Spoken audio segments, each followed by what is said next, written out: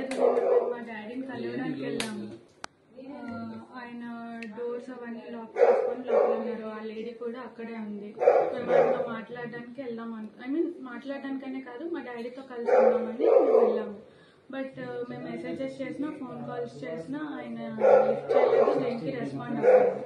So ఏంటి అంటే వాళ్ళు ఎప్పుడో ఒకప్పటికైనా డోర్ తీస్తారు కదా అని మేము బయట వెయిట్ చేస్తాం.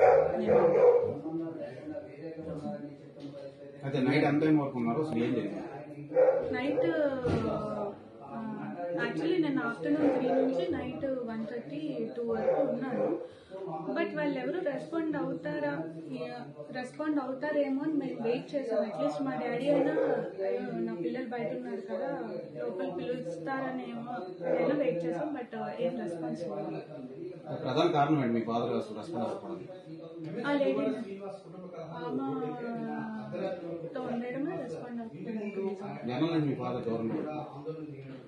చాలా మంత్స్ అవుతుంది. లాస్ట్ ఇయర్ నుంచి దూరంగానే ఉంటుంది. ఈ మధ్యకాలంలో మీరు కలవడానికి వెళ్ళాం. లాస్ట్ ఇయర్ వినాయక చవితి అప్పుడు మాట్లాడడానికి వెళ్ళాం. అప్పుడు మా డాడీ వాళ్ళ బ్రదర్ అండ్ వాళ్ళ మదర్ ఏం చేశారంటే మమ్మల్ని లోపలికి రానివ్వకుండా మేమేదో వాళ్ళకి అటాక్ ఇస్తున్నాం అన్నట్టు క్రియేట్ చేసి మా డాడీతో కలవనివ్వకుండా చేశారు. సో ఆ తర్వాత మళ్ళీ మేము ఫోన్లో మెసేజెస్లో కాంటాక్ట్లో ఉన్నాం కానీ ఆయన ఏం రెస్పాండ్ అవ్వలేదు. సో నేను కలవడానికి